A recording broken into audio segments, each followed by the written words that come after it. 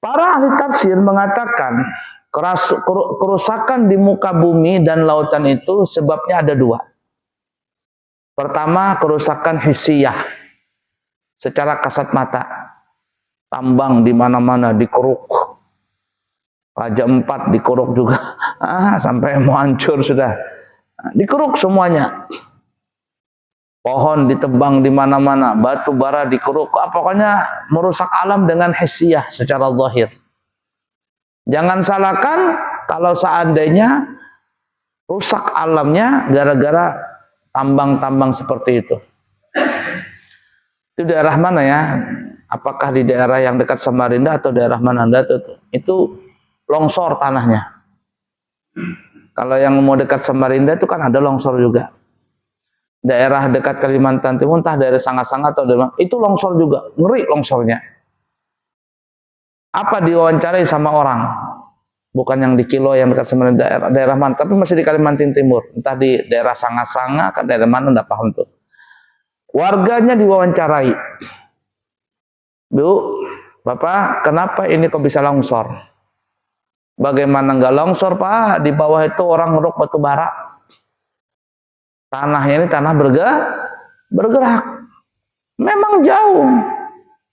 Tapi dikeruk batu bara itu. Bergerak tanahnya. Bergerak. Habis kita. Kita nggak tahu apa-apa. Dapat duit nggak ada dapat. Debunya iya, longsornya iya yang kita dapat. Siapa yang mau tanggung jawab ini? Nah itu kerusakan gara-gara hissiyah secara zahir.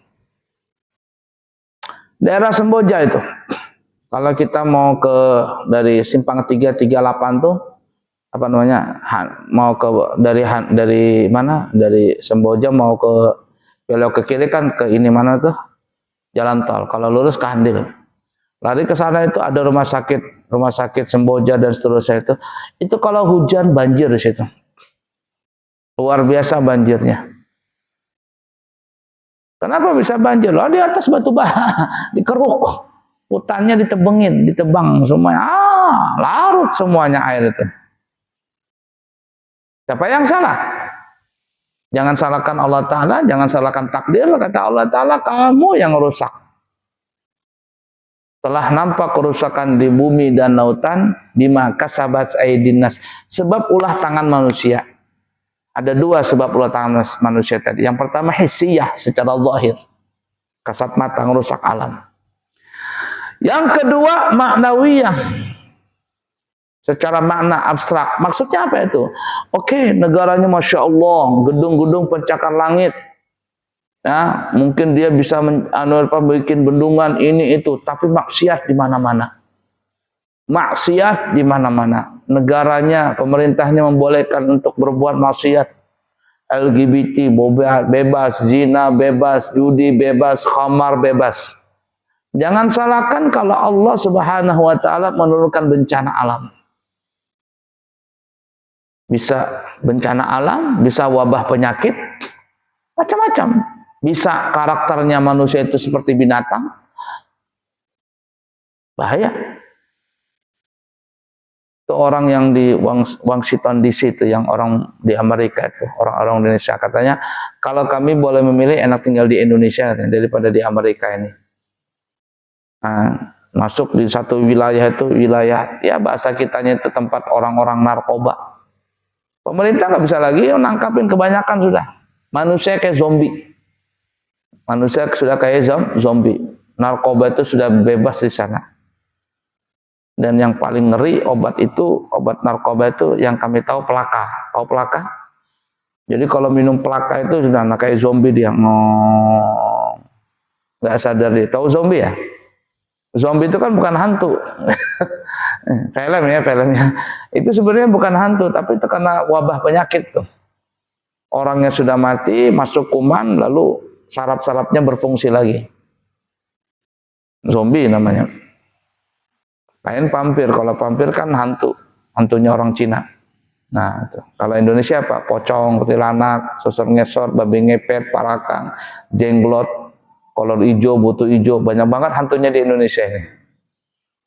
Setiap hari, setiap minggu, setiap bulan dia aja di bioskop film hantu aja melulu. Kebanyakan hantu di Indonesia ini.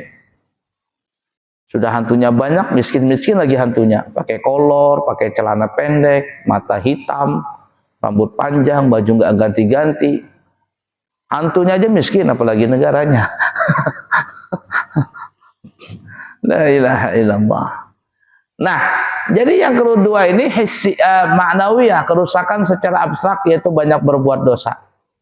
Jadi jangan salahkan kalau Allah menurunkan bencana di situ.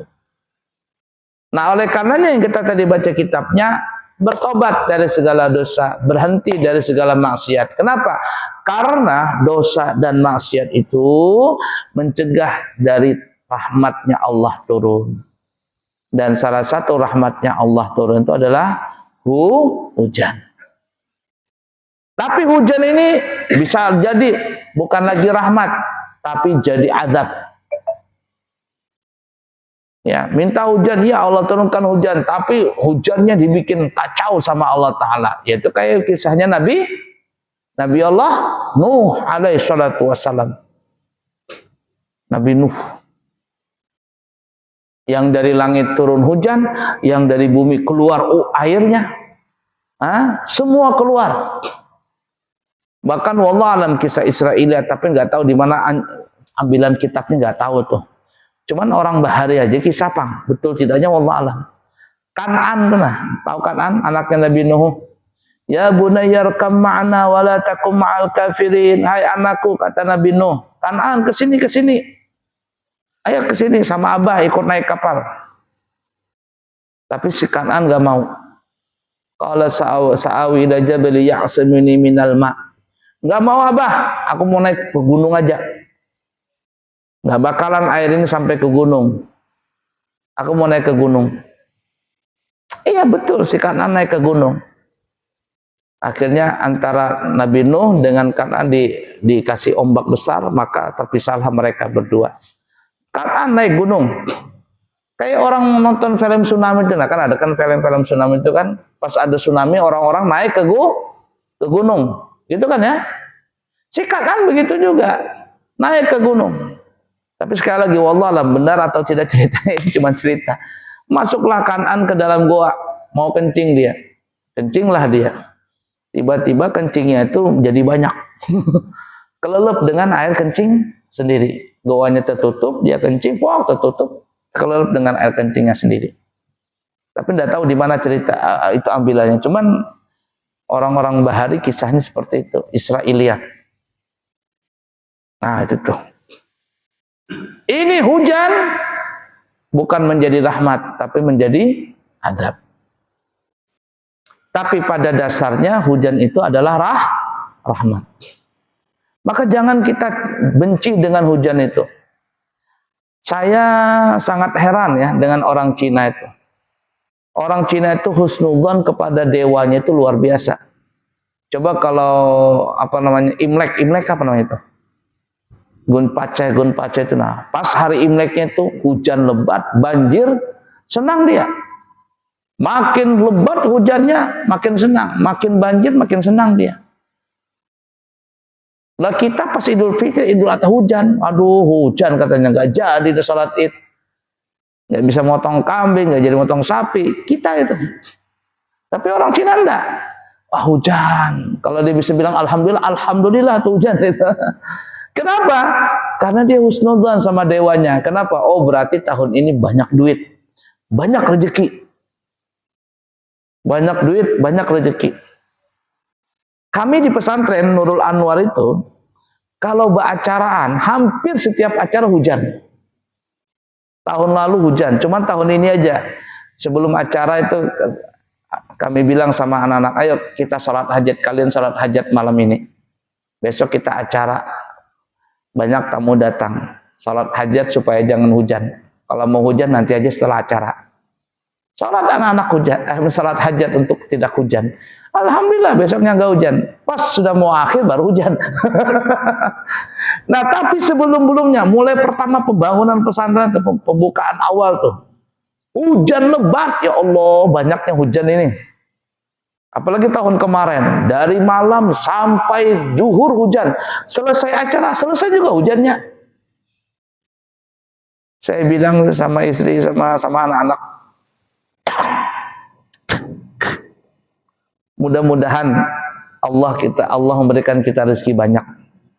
Ya, Allah memberikan kita rezeki banyak. Sebanyak hujan yang turun. Sebanyak hujan yang turun. Jadi kita husnudzon begitu. Jadi saya semangati anak-anak, kalau orang Cina saja dia bersyukur dengan adanya hujan pada hari raya Imlek, maka kita orang Islam mesti bersyukur lagi. Dan alhamdulillah kita ya dengan niat seperti itu, Allah terus saja mengalirkan rezeki kepada kita semuanya. Udah dipaham kira-kira? Baik, seperti itu dulu. Nanti kita sambung bagaimana tata cara salat istisqa. Bagaimana cara khutbahnya? Ya, cara khutbahnya gimana? Cuman kita kasih bocoran, salat istisqa ini itu mirip dengan salat Id. Takbirnya sama, semuanya sama, yang beda niatnya. Nah, dengan khutbahnya beda. Kalau khutbah kan hari raya takbirnya 7 kali. Yang pertama 9 kali, yang kedua tuh 7. Kalau istisqa, istighfar, astagfirullahaladzim, astagfirullahaladzim, dan seterusnya. Bagaimana itu? Insya Allah nanti kita akan bahas di kesempatan yang akan datang. Subhanakallahumma bihamdika asyhadu an la ilaha illa anta astaghfiruka wa atubu ilaihi wa akhiru kalam. Wassalamualaikum warahmatullahi wabarakatuh.